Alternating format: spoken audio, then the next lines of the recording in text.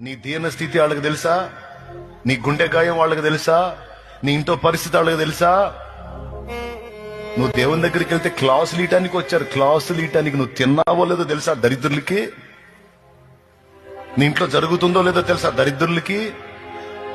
నువ్వు చావాలనుకున్నావు అన్న సంగతి తెలుసా దరిద్రులకి? వాళ్ళ క్లాసులు నువ్వు పట్టించుకోవాలా?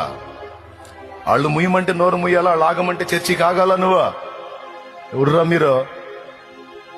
ఎవరు మీరు?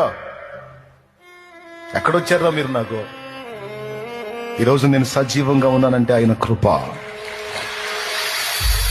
ఈరోజు నేను బ్రతికి బట్టగట్టి తిరుగుతున్నంటే నా ప్రభు దయ. మీరు మొత్తం కట్టకట్టుకొని వెలేసుకుంటే వెలేసుకోండి.